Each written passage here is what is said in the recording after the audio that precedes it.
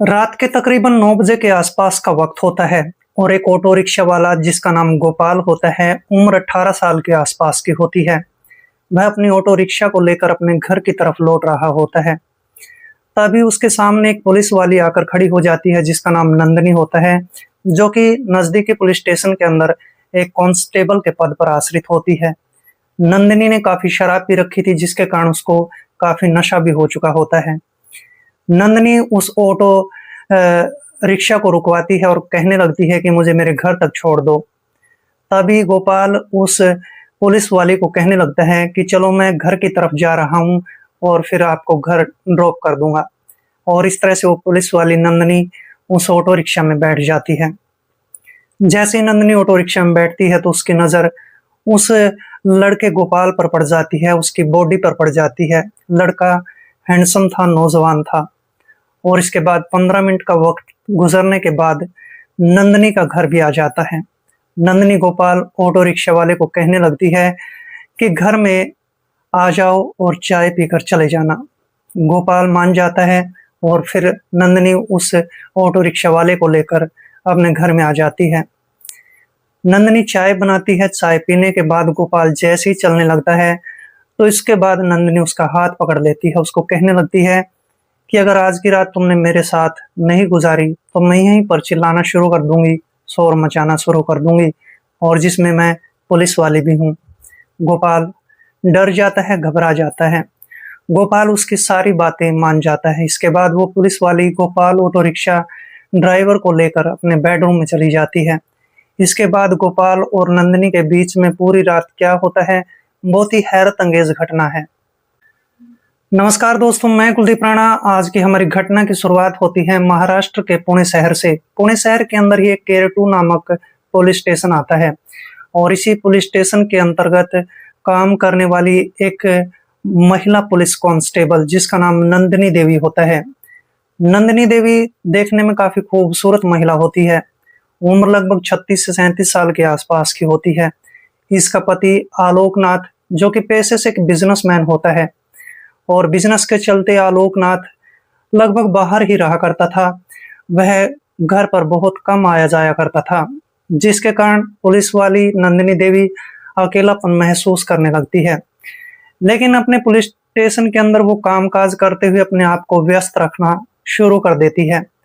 लेकिन धीरे धीरे जैसे जैसे वक्त गुजरता जाता है तो नंदिनी देवी को शराब पीने की भी लत लग जाती है।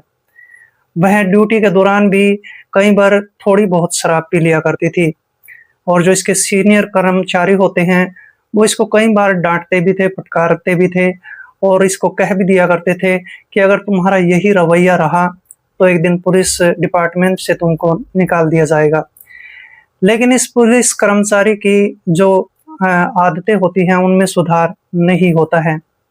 दूसरी तरफ एक गोपाल नाम का लड़का, जो कि इसी शहर के अंदर अपना एक ऑटो रिक्शा चलाया करता था। वह ऑटो रिक्शा चलाकर अपने घर का गुजारा किया करता था। घर में केवल उसका पिता ही होता है, माता कई साल पहले गुजर चुकी होती है। जितने वो पैसे कमाया करता था अपने पिता के इलाज में लगा दिया करता था, और आखिरकार एक ऐसी रात भी आ जाती है जिसमें यह महिला पुलिस कर्मचारी नशे में धुत होती है।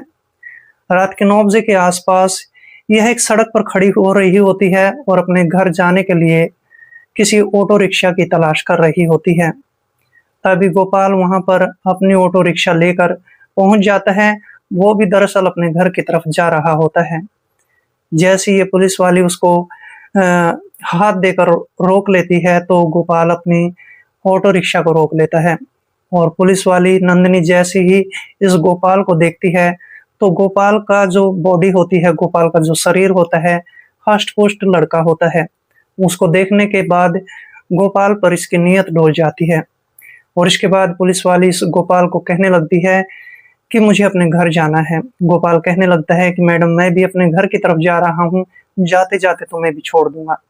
इसके बाद ये पुलिस वाली नंदिनी इस ऑटो रिक्शा में बैठ जाती है। ऑटो रिक्शा में बैठने के बाद पुलिस वाली नंदिनी इसके साथ लगातार बात करती रहती है। गोपाल समझ चुका होता है कि ये पुलिस ऑफिसर काफी नशे में भी है, और इस तरह से दोनों बातचीत भी करते हैं। बातचीत करते करते 15 मिनट का वक्त गुजर जाता है और नंदिनी अपने घर तक पहुंच जाती है। रात के तकरीबन 9:30 के आसपास का वक्त था। नंदिनी देखती है कि उसके घर में उसका पति नहीं होता है। तभी उसको याद आता है कि उसके पति का फ़ोन कॉल आया था कि वो 3 दिन बाद ही घर से पर जो है लौटेगा। नंदिनी इस बात का फ़ायदा उठाना चाहती थी। वह तुरंत गोपाल के पास आती है, उसको कुछ पैसे देती है और कहने लगती है कि गोपाल, मेरे घर में आ जाओ, तुम चाय पीकर चले जाना। रात का समय है, ठंड भी काफ़ी ज़्यादा है। गोपाल मान जाता है और इस तरह से पुलिस वाली के साथ उसके घर के अंदर चला जाता है। पुलिस वाली उसके लिए चाय बनाती है, दोनों बैठकर चाय पीते हैं और चाय पीने के बाद जैसे ही गोपाल वहाँ से चलना शुरू कर देता है, तो पुलिस वाली उसका हाथ पकड़ लेती है। गोपाल को कहती है कि आज रात मेरे पति मेरे घर पर नहीं हैं और तुम आज रात मेरे साथ गुज़ारो। गोपाल पहले तो मना करता है, जैसे ही वो मना करने लगता है तो पुलिस वाली कहने लगती है कि मैं यहाँ पर 2-4 पड़ोसियों को इकट्ठा कर सकती हूँ और तुम तो जानती हो कि मैं पुलिस वाली हूँ, और फिर इसके बाद अगर मैंने तुम्हारे ऊपर कोई चार्ज लगा दिया या फिर कोई केस कर दिया तो तुम्हें जो है सारी उम्र पुलिस स्टेशन के अंदर यानी कि जेल के अंदर बितानी पड़ेगी। गोपाल डर जाता है, गोपाल उसकी सारी बातों को स्वीकार कर लेता है और फिर इसके बाद नंदिनी गोपाल को लेकर अपने बेडरूम में चली जाती है। बेडरूम का दरवाज़ा बंद करती है और फिर गोपाल के साथ अपनी ही मर्ज़ी से उसके साथ प्राकृतिक और अप्राकृतिक रूप से उसके साथ गलत रिश्ते कायम कर लेती है। गोपाल भी उसका काफ़ी देर तक साथ देता रहता है। आखिरकार जब पुलिस वाली नंदिनी की संतुष्टि हो जाती है, तो फिर वह दरवाज़ा खोल देती है और गोपाल को कहती है कि तुम अपने घर जा सकते हो, लेकिन मुझे अपना मोबाइल फ़ोन नंबर और एड्रेस देकर जाओ। गोपाल अपना मोबाइल फ़ोन नंबर भी देता है, उसको एड्रेस भी देता है। पुलिस वाली उसको 1-2 हज़ार रुपए भी देती है और फिर गोपाल जो है अपने घर पर चला जाता है। 2-4 दिन का वक़्त और गुज़र जाता है। इसके बाद पुलिस वाली गोपाल के पास फिर से फ़ोन कॉल करती है। उसको कहती है कि आज रात भी तुम्हें मेरे घर पर आना पड़ेगा। गोपाल को वह मोबाइल फ़ोन पर धमकी भी देती है। आखिरकार गोपाल मान जाता है और जैसे ही रात के 10 बजे का समय होता है, तो गोपाल फिर से उस पुलिस वाली नंदिनी के घर पर आता है और पुलिस वाली गोपाल के साथ मिलकर आज की रात भी उसके साथ गलत रिश्ते कायम करती है और इस तरह से यहाँ से सिलसिला शुरू हो जाता है। हर तीसरी-चौथी रात ये महिला पुलिस ऑफिसर नंदिनी देवी इस गोपाल ऑटो रिक्शा वाले को अपने घर पर बुलाया करती थी। जैसे ही उसका पति आलोकनाथ घर पर लौट आता है, तो आलोकनाथ जो है 2-4 दिनों के लिए घर पर रहने के लिए आ जाता है। उसको अपने बिज़नेस से समय मिल चुका होता है।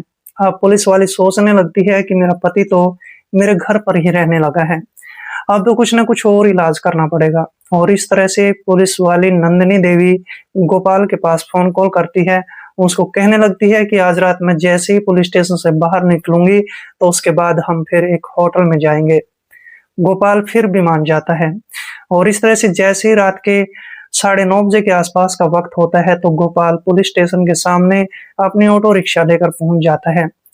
इसके बाद पुलिस वाली नंदिनी देवी अपने पुलिस स्टेशन से निकलती है, उसकी ऑटो रिक्शा में बैठ जाती है और फिर ऑटो ड्राइवर गोपाल को कहने लगती है, कोई अच्छा-सा होटल तलाश कर लो। इसके बाद वो कई जगह पर जाते हैं और लेकिन फिर भी उनको कहीं पर भी होटल दिखाई नहीं देता है। आखिरकार मेहनत मशक्कत करने के बाद उनको एक होटल दिखाई दे जाता है और दोनों ही फिर ऑटो रिक्शा से उतरते हैं और नंदिनी और गोपाल दोनों उस होटल में पहुँच जाते हैं। होटल के मालिक से मिलते हैं, बातचीत की जाती है, होटल का मालिक कमरे की चाबी भी दे देता है। लेकिन जैसे ये दोनों होटल के अंदर गए होते हैं, तो उसी समय आलोकनाथ का एक दोस्त होता है कमल, जो कि इसी होटल से एक कमरे से निकलता है। उस कमल की जैसे ही इन दोनों पर नज़र पड़ती है, तो तुरंत इस पुलिस वाली नंदिनी को पहचान लेता है। कमल उसी समय आलोकनाथ के पास फ़ोन कॉल करता है और कहता है कि तुम्हारी पत्नी नंदिनी देवी यहाँ पर किसी ऑटो ड्राइवर के साथ इस होटल में रुकी हुई है। आलोकनाथ तुरंत अपने घर से अपनी कार लेकर निकल जाता है। दूसरी तरफ गोपाल और पुलिस वाली नंदिनी देवी होटल के कमरे में जाकर अपने रिश्ते कायम कर रहे होते हैं। आलोकनाथ आधे घंटे के अंदर ही उस होटल में पहुंच जाता है। होटल के मालिक से बातचीत करता है, कमरा नंबर पूछा जाता है और फिर आलोक वहां पर पहुंच जाता है जिस कमरे में वे दोनों लेटे हुए थे। आलोक कमरे के दरवाजे पर दस्तक देने लगता है। 2-3 मिनट के बाद जैसे ही नंदिनी अपने कमरे का दरवाजा खोलती है, तो उसके माथे पर गहरा पसीना आ जाता है। अपने पति आलोकनाथ को वहां पर देखकर। आलोकनाथ अपनी पत्नी को देखकर वहां पर हक्का-बक्का रह जाता है। जैसे ही आलोकनाथ उस कमरे के अंदर एंट्री करता है तो देखता है कि वहां पर एक हैंडसम नौजवान लड़का उस कमरे के अंदर आपत्तिजनक स्थिति में पाया जाता है। आलोकनाथ अपनी पत्नी नंदिनी को वहीं पर मारना पीटना शुरू कर देता है। साथ में उस लड़के गोपाल की भी पिटाई करना शुरू कर देता है। पूरे होटल के अंदर कोहराम मच जाता है। फिर इसके बाद जो आलोकनाथ होता है यहीं पर नहीं रुकता है, नजदीकी पुलिस स्टेशन में फोन कॉल करता है, मौके पर पुलिस को बुला लेता है। 20-25 मिनट का वक्त गुजरने के बाद मौके पर पुलिस पहुंच जाती है। पुलिस इसके बाद गोपाल और नंदिनी पुलिस ऑफिसर को वहीं से गिरफ्तार कर लेती है। गिरफ्तार करने के बाद दोनों को पुलिस स्टेशन में लाया जाता है। दोनों की जमकर पिटाई की जाती है। दोनों अपना जुर्म कबूल लेते हैं और फिर इसके बाद इन दोनों पर एक चार्जशीट तैयार कर दी जाती है। दोनों पर एक मुकदमा दायर कर दिया जाता है। कुछ दिनों के बाद इस नंदिनी को इसके पद से निष्कासित कर दिया जाता है और इसका पति आलोकनाथ इसको जो है 2 महीने का वक्त गुजरने के बाद तलाक दे देता है। दोस्तों 8 महीने का वक्त गुजरने के बाद 2 जून 2021 को जो है इन दोनों को 5-5 के साल की जो है सजा सुना दी जाती है। जिस होटल में दोनों पकड़े गए थे उस होटल को भी सील कर दिया जाता है। होटल के मालिक को भी गिरफ्तार किया जाता है, उसको भी 2 साल की सजा सुना दी जाती है। और इस तरह से इस पुलिस वाली नंदिनी ने गोपाल ड्राइवर के साथ अपने गलत रिश्ते कायम करके अपने पूरे हंसते खेलते परिवार को बर्बाद कर लिया था।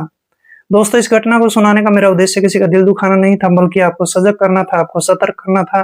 तो मिलते हैं दोस्तों किसी ऐसी घटना के साथ, तब तक के लिए दोस्तों जय हिंद, वंदे मातरम।